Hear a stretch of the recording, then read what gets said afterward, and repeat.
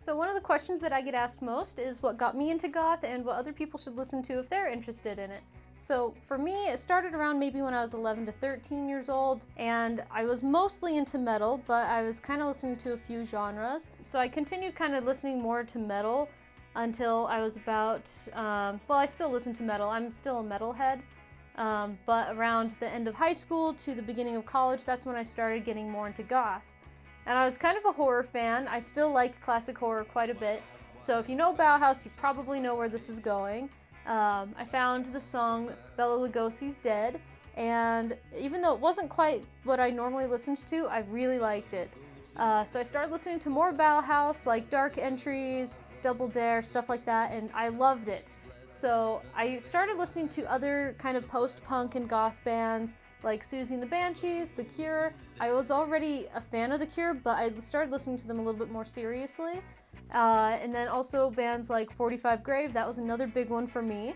And I just kind of continued listening to a bunch of different bands from the 80s mostly, and then expanded my way out until I got to where I am now. So for anybody interested in listening to goth music, my recommendation is always to start with the staples. You don't have to like the staples, that's kind of a misconception. Maybe your thing isn't post-punk and goth rock, maybe it's dark wave or EBM, industrial, stuff like that. So, you know, there's always something for everybody. If the staples aren't your thing, then try some other genres. But I think that, you know, for most people I've talked to, that's what gets people started on it, and it's kind of the basis for the subculture. So I'll show you some of the albums that I would recommend to get started on. So first we've got The Cure's Disintegration. It's got some songs that you probably know on it, like Pictures of You, Lullaby, Love Song. Some of the other songs that you probably know by The Cure would be Just Like Heaven or Friday I'm in Love. This is pretty much a perfect album. I highly recommend it. It's me and my boyfriend's very favorite, but pretty much everything by The Cure is also just great. So, you know, it's very moody and romantic, so if that sounds appealing, then definitely give it a listen. So another good one to check out is Susie and the Banshees. If you don't know who Susie Sue is, she's the vocalist of Susie and the Banshees, and she's also really iconic for starting a lot of the goth look of what we know today. Like the big eyeliner and red lipstick. She had the teased hair and also wore fishnets pretty often, lots of black clothes, stuff like that. So these are the two albums that I would probably recommend to start with. Tinderbox is the one that started me on listening to Susie and the Banshees. I started with the song Cities and Dust. And for that one, there's some other really good albums. My favorite Susie song is probably 92 Degrees off of this album. Candyman is really good. It's such a good album. And then Juju might be my favorite Susie album. I don't know, it changes all the time. But Juju has one of Susie's biggest songs, Spellbound. So I would start with either one of these. The next recommendation I've got is Sisters of Mercy. And so Sisters of Mercy is actually one that I didn't like at first. I liked a lot more the post-punk at first. Sisters of Mercy is more so considered goth rock. And I don't know, I listened to Temple of Love, which is one of Sisters of Mercy's biggest songs, and I didn't like it. So I didn't listen to them again for months, and I revisited them, and then I fell in love. So Temple of Love is not on either one of these albums, but both of them are amazing. This is the album that got me started on Sisters of Mercy. It's got Patricia Morrison playing bass on it, even though I don't think she wrote any of the bass lines for it. But she's a big goth inspiration for me as well. So definitely check out Patricia Morrison. She was also a big inspiration for the goth look that we have today. So there's songs like This Corrosion, that's one of Sisters of Mercy's biggest songs on this, and Lucretia My Reflection. Also, if you're interested in learning to play any goth songs on bass, Lucretia My Reflection was the first song that I ever learned to play on bass.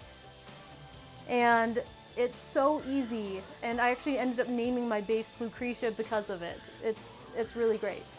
And then, so this one, First and Last and Always, this album is another one that's just absolutely fantastic. I think it's become my favorite Sisters of Mercy album, but it's always a toss-up between these two. So either one of these albums I highly recommend. So, and of course, Bauhaus. This album is In the Flat Field, and it's probably the one that I like the most by Bauhaus. So it's the one that I would recommend. It's got a lot of their big songs on it. It does not have Bela Lugosi's Dead, which is probably what I would say is their biggest song, but it's really worth a listen. So my favorite is probably Double Dare on this, but a lot of other favorites would be like Stigmata Martyr and A God in an Alcove. So, you know, this one was great. Bauhaus is one of my very favorite bands of all time, especially goth bands. So check out Bauhaus. And then here we've got Unknown Pleasures by Joy Division. Them and The Cure are probably the two goth bands that I would consider to be the most well-known. So again, with Joy Division, you've probably heard some of their songs before, even if you don't know them. Disorder is really popular. Love Will Tear Us Apart is really well known by them, so you've probably heard one of those. Another fun fact, so the members of Joy Division, after their vocalist Ian Curtis was gone, they went on to create New Order, which is not technically a goth band, but very loved by goths and also has a lot of amazing songs, so they're worth checking out. They're a little bit more upbeat, but yes, this album is absolutely fantastic. Disorder is, again, one of my favorite songs to play on bass. It's pretty easy, it's a little more all over the place, super fun.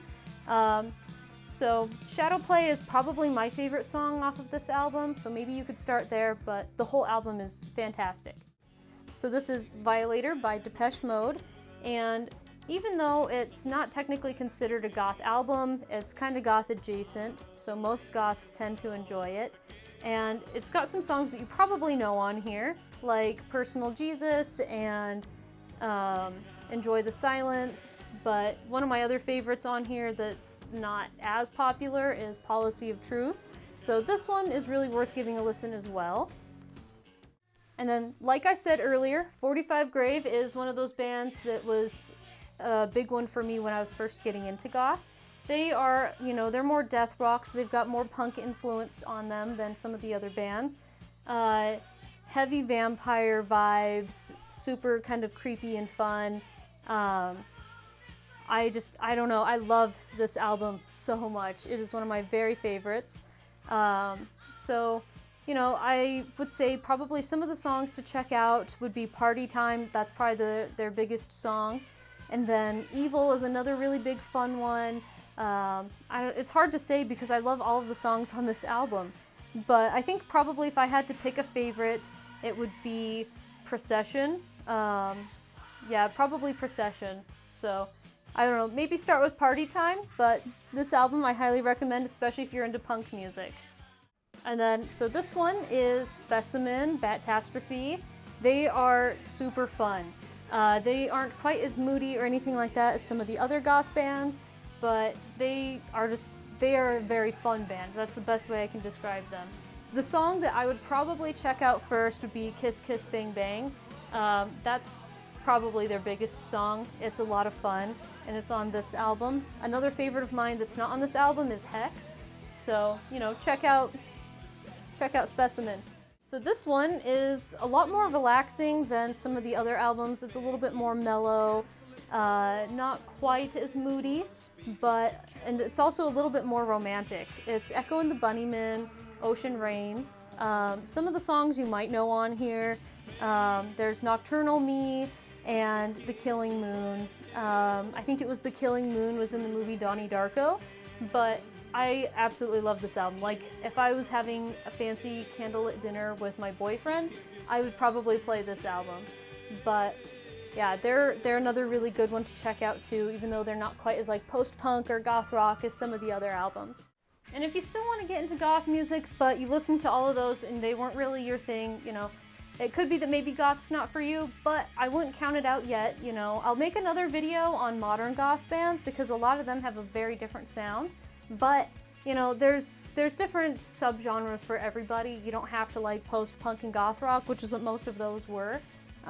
So, you know, it might still be your thing. So I'll try to recommend more, and then there are also some playlists on my Spotify and on my YouTube that have a bunch of different bands that you might still be into if you weren't as into those. So I hope you enjoy them. If you have a favorite out of those, or what band got you into goth, definitely let me know. I love hearing it all the time.